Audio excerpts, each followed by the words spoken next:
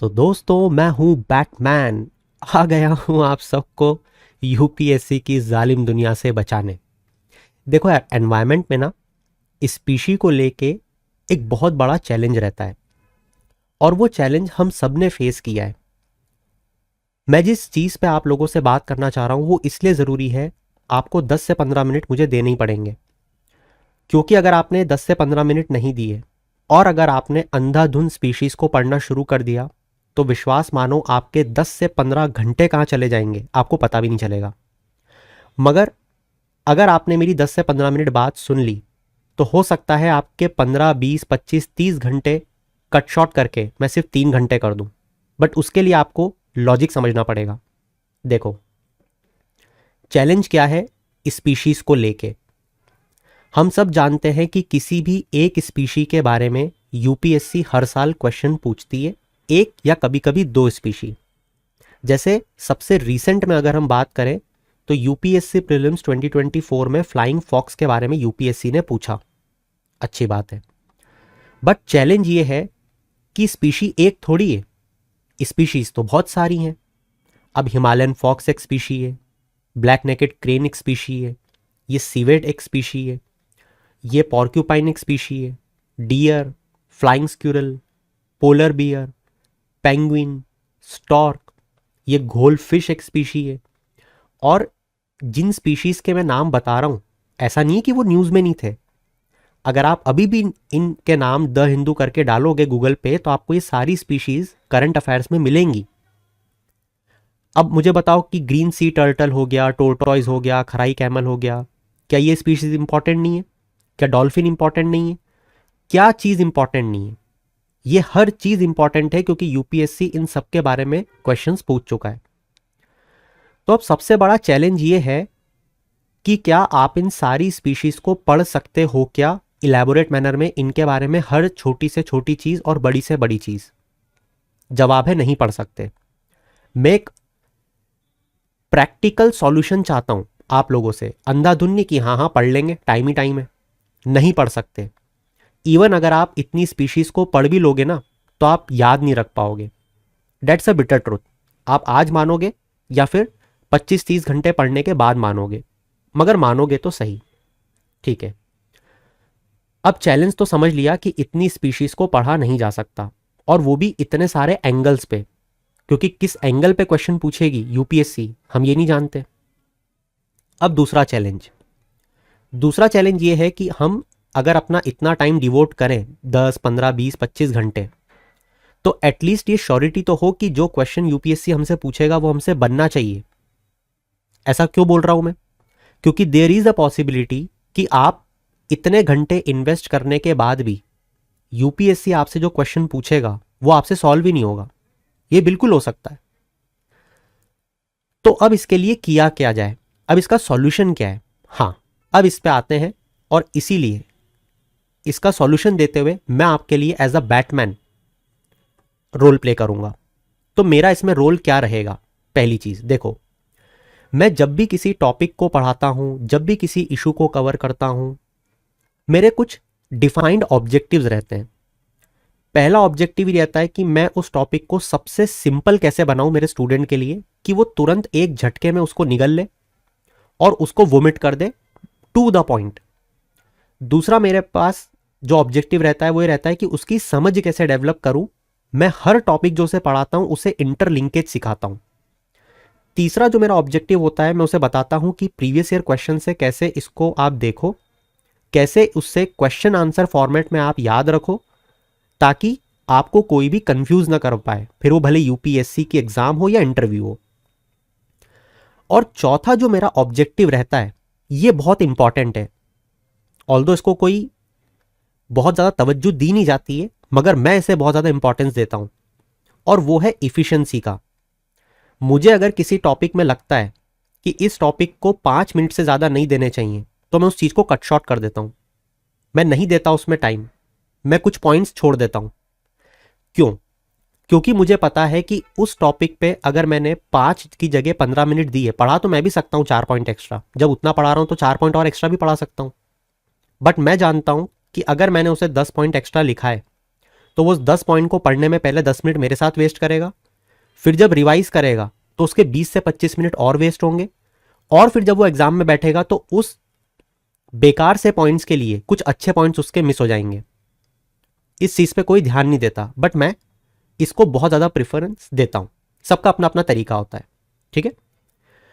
इसी के साथ मेरा ऑब्जेक्टिव इफिशिएंसी को लेके ये भी रहता है कि देखो, मान लो कि ये क्वेश्चन आया यूपीएससी की एग्जाम में, मेरा ऑब्जेक्टिव ये रहता है हर बार किसी भी कोर्स में चीजों को कवर करने का कि अगर ये क्वेश्चन किसी भी स्टूडेंट से बन रहा है जो यूपीएससी की तैयारी कर रहा है, तो मेरे स्टूडेंट से बनना ही चाहिए।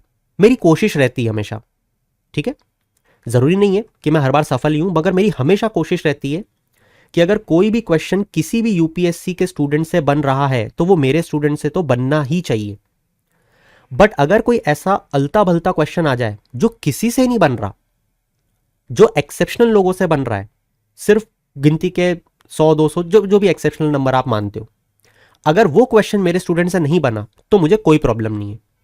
वो इसलिए क्योंकि I am not teaching my students to solve those exceptional questions, because they are not the questions which will decide your entry into the mains. The questions which can be solved or which are solved by every average student, that will decide.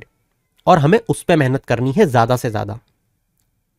आसान से example से समझाऊं तो constitution का अगर कोई question है जो मेजॉरिटी ऑफ द स्टूडेंट सही करेंगे, वो तो आपसे सही होना ही चाहिए, भले ही आप उसके लिए कोई एक बिल्कुल एक्सेप्शनल क्वेश्चन को छोड़ दो, डजंट मैटर, ठीक है। खैर, तो इतनी लॉजिक बताने के बाद में अब मैं आता हूं फाइनल सॉल्यूशन पे कि मेरे पास इस चीज का क्या सॉल्यूशन है। पहले आपको एक एग्जांपल के थ्रू समझाता हूं। देखो, 1 मिनट के लिए मान लो कि इस आईएएस 2024 के क्वेश्चन को आपने अभी तक देखा ही नहीं है, ठीक है। 1 मिनट के लिए मान लो बस। अब मैं आपको यह दिखा रहा हूं कि यूपीएससी की ही अलग अलग एग्जाम्स में ऑलरेडी फ्लाइंग फ्लॉग्स पे क्वेश्चन पूछा हुआ है।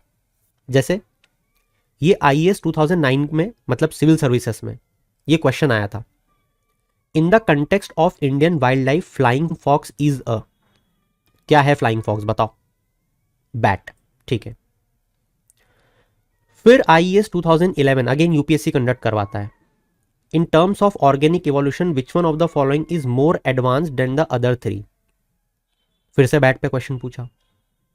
फिर पूछा which is the only mammal, only that can fly, whale, bat, and lizard. ये तो बहुत आसान सा था, राइट। सीएपीएफ में पूछा। और भी क्वेश्चन है बता सकता हूं, सीडीएस में पूछा बैट्स पे, फिर से bats can fly in dark, किस कारण से। फिर यूपीएससी जो एससीआरए कंडक्ट करवाता है 2012 में, उसमें पूछा कि बैट्स जो नेविगेट करते हैं इको लोकेशन के द्वारा, ये कैसे सिद्ध होता है कि वो इसके थ्रू ही नेविगेट करते हैं, अल्ट्रासोनिक वेव के थ्रू, ठीक है। अब देखो मैं क्या समझाना चाह रहा हूं। मैं आपको ये समझाना चाह रहा हूं कि लेट सपोजेडली अगर आपने आईएएस 2024 का ये क्वेश्चन नहीं देखा, मतलब कि आप इस प्रीलिम्स में अपीयर हो रहे हो, आप ऐसा मानो। अब आपको ये क्वेश्चन नहीं पता था, मगर आपको ये सारे क्वेश्चन पता थे क्योंकि ये तो पहले हो चुके हैं 10-10, 15-15, 20-20 साल पहले, राइट। तो आपने पीवाईक्यूज पे कमांड की है, ठीक है। अब देखो, जब आप एग्जाम में बैठे तो हुआ क्या? जब आप एग्जाम में बैठे तो आपने क्वेश्चन देखा। अब इस क्वेश्चन में जो सबसे पहला चैलेंज स्टूडेंट फेस करता है वो ये है कि इस क्वेश्चन में फ्लाइंग फॉक्स का यूज किया, बैट का यूज ही नहीं किया। मेजॉरिटी ऑफ द स्टूडेंट, मैं सबकी नहीं बता रहा हूं, मेजॉरिटी ऑफ द स्टूडेंट इसी चीज में ढेर हो गए कि ये फ्लाइंग फॉक्स क्या होता है। अब सोचो कि अगर फ्लाइंग फॉक्स की जगह अगर आपको बैट या चमगादड़ ऐसी कोई चीज लिखी हुई दिखती तो शायद आप उसे पकड़ लेते 1 मिनट में कि अच्छा ये तो चमगादड़ की बात चल रही है, ये तो बैट की बात चल रही है, अच्छा ये क्वेश्चन है। समझ में आई आपको बात? ठीक है। अब आपका सेकंड क्वेश्चन होगा कि चल तूने ये तो बता दिया कि फ्लाइंग फॉक्स पे जो क्वेश्चन आया उसमें किसी को मतलब नहीं पता था या बहुत कम लोगों को मतलब पता था, ठीक है। अगर हमको फ्लाइंग फॉक्स में पता चल भी गया कि इसका मतलब बैट है या इसका मतलब चमगादड़ है, तो भी हम इस क्वेश्चन को सॉल्व करते कैसे? हमें तो इसके बारे में जानकारी नहीं है। देखो, अब आएगा कॉमन सेंस। पहली स्टेप क्या थी? आपकी नॉलेज, कि आपने पीवाईक्यू सॉल्व किए जहां पे फ्लाइंग फॉक्स बैट होता है, या आपने मल्टीपल टाइम देखा, कितने क्वेश्चन देखे, है ना, ठीक है।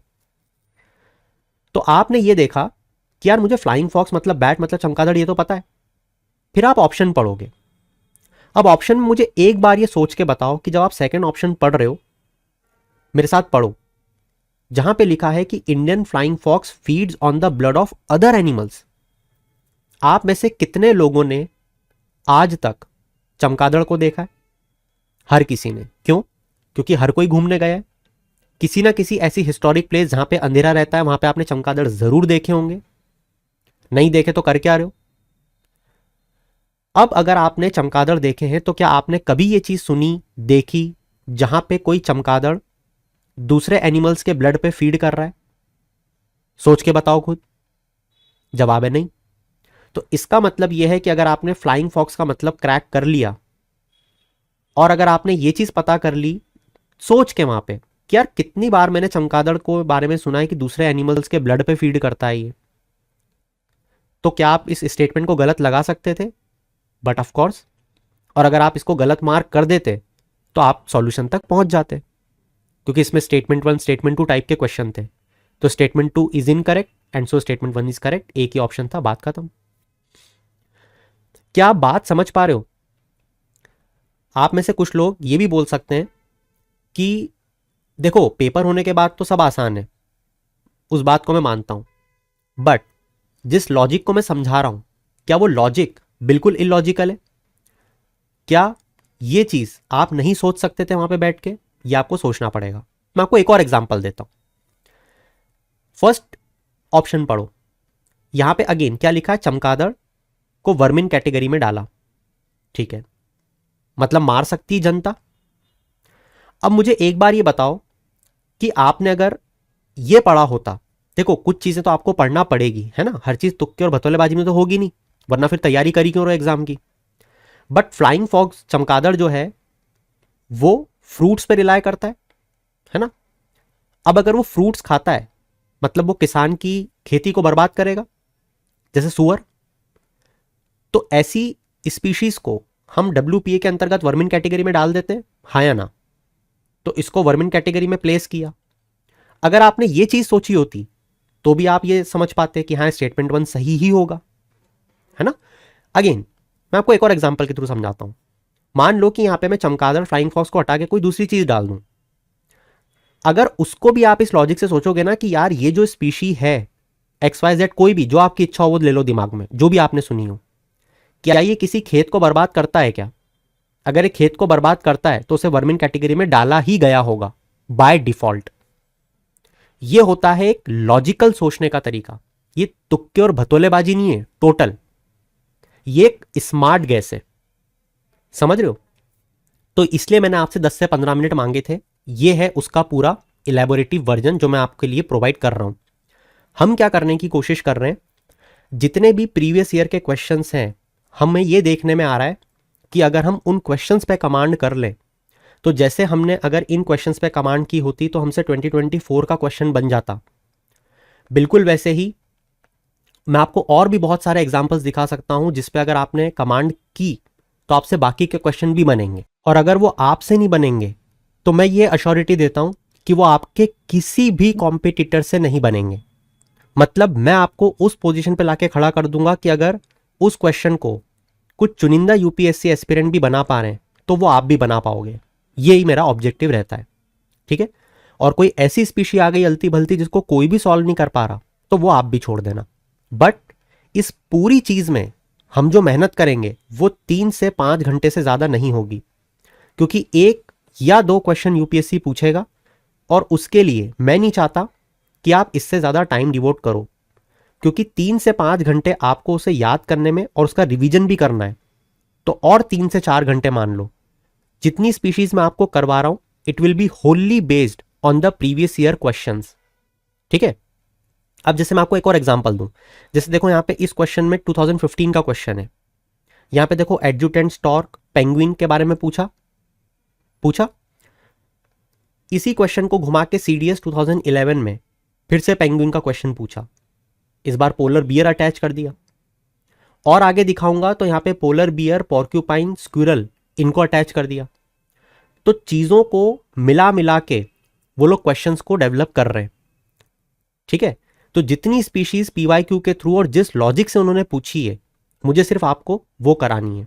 एक और छोटा सा एग्जांपल देके बस मैं समअप करूंगा इस वीडियो को। देखो, जैसे इस क्वेश्चन को पढ़ो, ये आईएएस मतलब सिविल सर्विसेज 2009 का क्वेश्चन है। With reference to the evolution of living organism, मतलब कि इवोल्यूशन पे क्वेश्चन है कि बताओ इवोल्यूशन कैसे हुआ, पहले ये आया, ये आया, ये आया, कौन आया, और ये सीक्वेंस बताओ। अब आपको क्या लगता है, क्या आप इस क्वेश्चन को सॉल्व कर लोगे? हाँ, कोई भी कर सकता है, मगर उसके लिए आपको बहुत सारी चीजें पढ़नी पड़ेंगी। आपको जियोलॉजिकल टाइमलाइन पढ़नी पड़ेगी, उसमें फिर आपको जो स्पीशीज का इवोल्यूशन है वो पढ़ना पड़ेगा। माइट भी पॉसिबल आपको बायोलॉजी में जाके एनिमल किंगडम पढ़ना पड़े।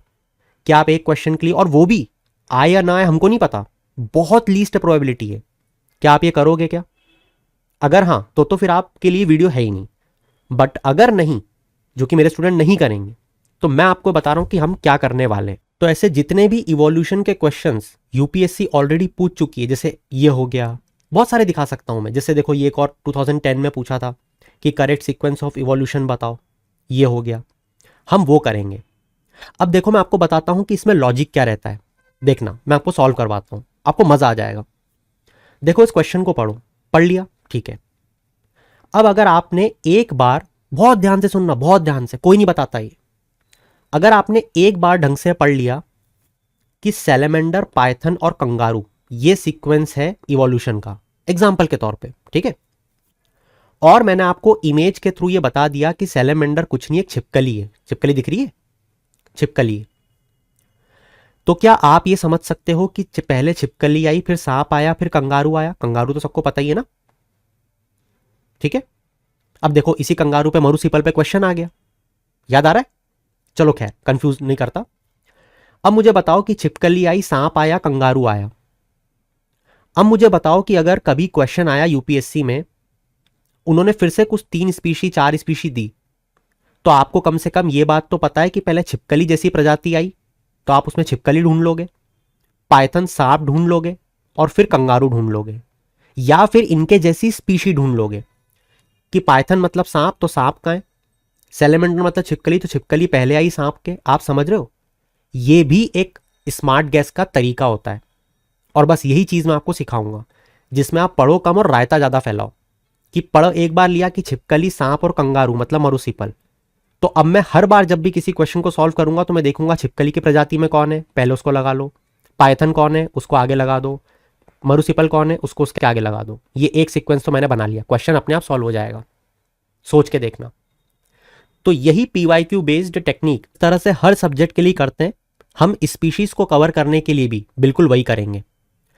ये बताना इसलिए जरूरी था आपको, ताकि आपका मेथोडोलॉजी पे ट्रस्ट डेवलप हो, और क्यों इसे कम पढ़ना है और इतना ही पढ़ना है, ताकि आप दूसरी जगह से जा जाके ना पढ़ो। क्योंकि पढ़ने और पढ़ाने को मैं आपको 100 पेज की पीडीएफ दे सकता हूं स्पीशीज पे, बट इससे आपका टोटल टाइम वेस्ट होगा। ये समझाना ऑब्जेक्टिव था। तो उम्मीद करूंगा कि आपको ये चीज समझ में आई होगी कि कैसे कम से कम टाइम में, कम से कम एनर्जी में हम अपने कॉम्पिटिटर से मैक्सिमम आउटपुट लेके बाहर निकलेंगे और उसे बीट करेंगे। आपकी जानकारी के लिए ये भी बता दूं कि इसका कुछ पार्ट स्पीशीज का आप लोगों तक ऑलरेडी पहुंच चुका है। अगेन, उसमें मैंने बहुत ज़्यादा मेहनत की है। जितने भी पॉइंट्स उसमें मैंने डेवलप किए हैं, वो प्रीवियस ईयर क्वेश्चंस को देख के, या उससे कैसे क्वेश्चंस पूछे जा सकते हैं प्रीवियस ईयर क्वेश्चन के थ्रू, उनको देख के बनाए। तो उनको तो आपको एटलीस्ट वर्ड टू वर्ड याद करना ही है, ठीक है। और इसके जो फर्दर पार्ट्स हैं वो बहुत जल्द अपलोड हो जाएंगे। So will meet you soon, till then keep shining, have a good day.